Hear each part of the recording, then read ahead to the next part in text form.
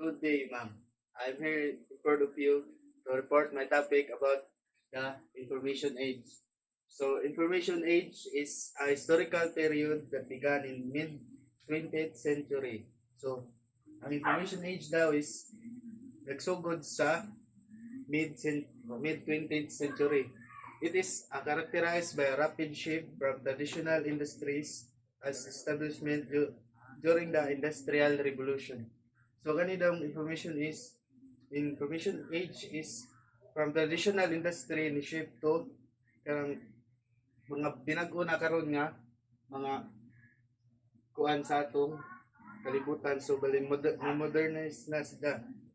So na pag-aari, so highly modernized, automated, data-driven, and technologically advanced. So information age daw is highly modernized na. So karon nga karong panahon na is ang mga atong mga gamit is modernized na, automated na pod. So nanay mga automatic, and atong mga sagdaran karon nanay automatic, nanay mga electric, mga kasi klase nga mga sagdaran nga advanced na kadyo sa una pang panahon, and technologically advanced. So atong mga technology karon is so advanced sa kadyo compare sa una. Kay sa una ang atong mga technology is kuwang pa kadyo, kuwang pas mga kanang kagamitan para makuha na yung full potential. So karon is atong mga technology is advanced na kadto, saka na yung mga bago karon nga mas gamit na kadto mga tao.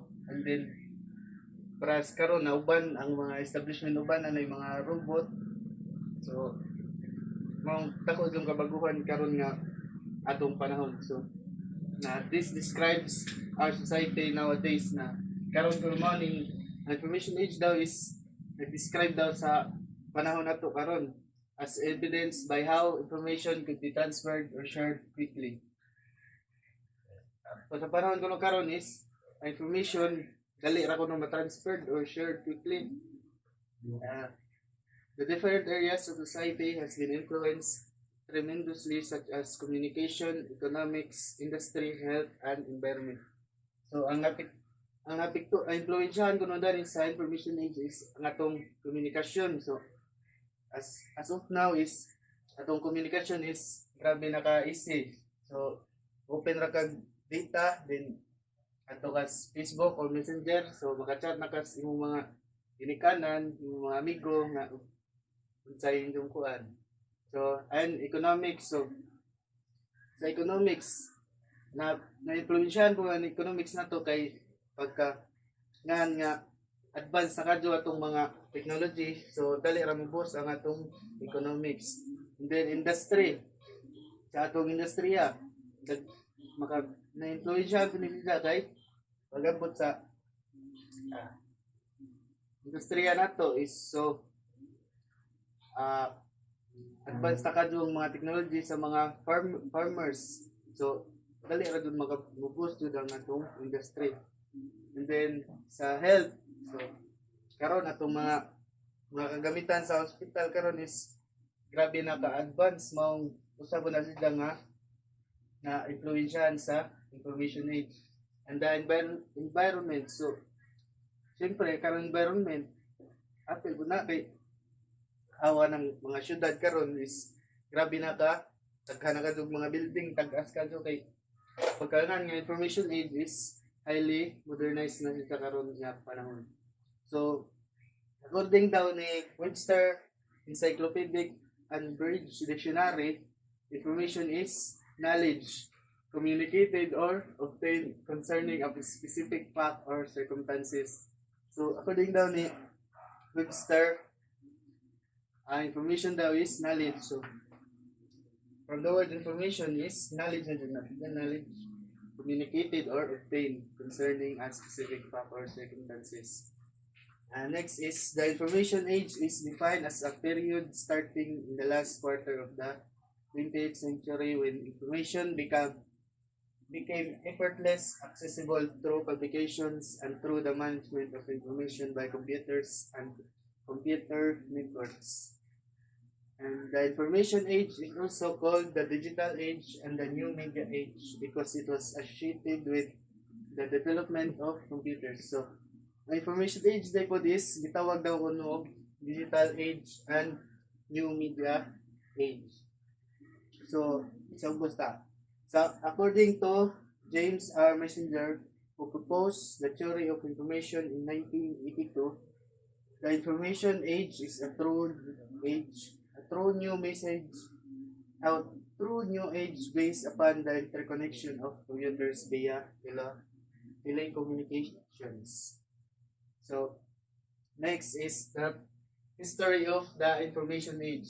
So, in the year 3000 BC, Sumerian writing system used pictographs to represent words. So, pagka year 3000 BC daw is, ang Sumerian writing is use pictograph to represent words. So, ang Sumerians daw is the people of ancient Sumer, a civilization that flourished in southern Mesopotamia around 4100 to 1750 before Christ era.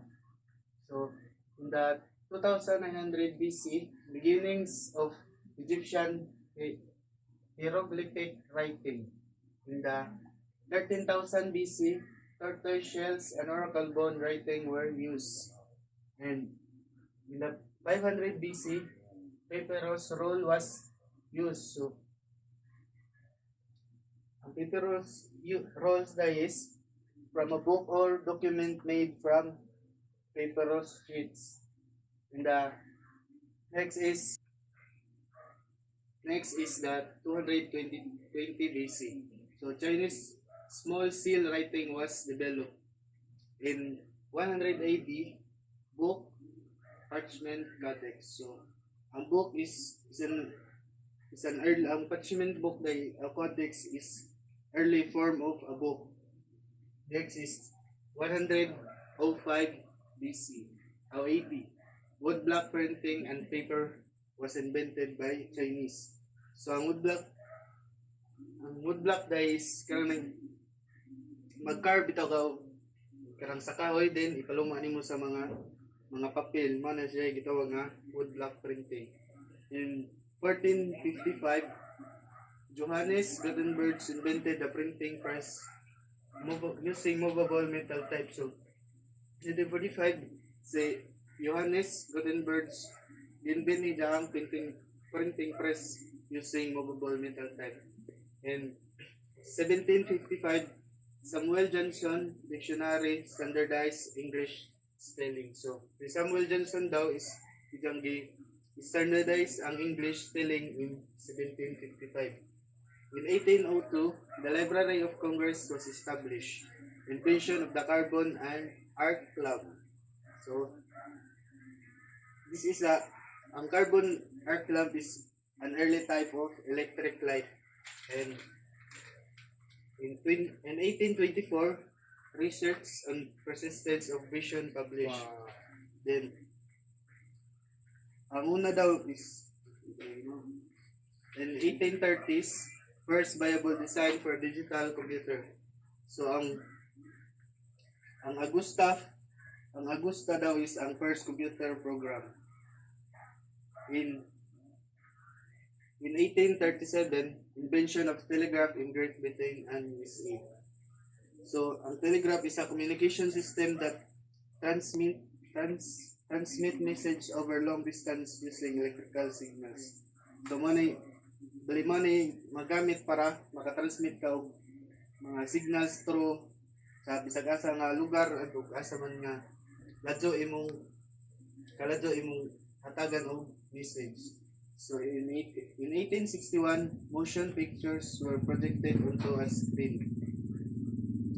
So a motion picture is audio-visual work that utilize moving images to communicate stories, ideas, and in 1876, Dewey Decimal System was introduced. So a Dewey Decimal System is a widely used library classification system that organizes books by subject. So, gamit daw ni siya para sa pag-classify sa mga system that organize books by subjects. In 1877, Edward Muybridge demonstrated high-speed photograph. In 1899, first magnetic recordings were released. So, in 1902, motion picture specialized effects were used. In 1906, Lee DeForest invented the electronic amplifying. So, na-invent na yung electronic amplifying ni Lee DeForest in 1906. In 1903, television camera tube was invented by Sorkin. So, in 1926 is the first practical sound movie. So, nakuha ni ang first kuno nga practical movie is The Jazz Singer in 1927, October 6. In 1939, regularly scheduled television broadcasting began in USA. So, ang first television broadcasting began in USA is na hitabo na siya in September 11, 1928. Ang angan sa broadcast is the Queen Messenger. And next is the in 1940s beginnings of information science as a discipline.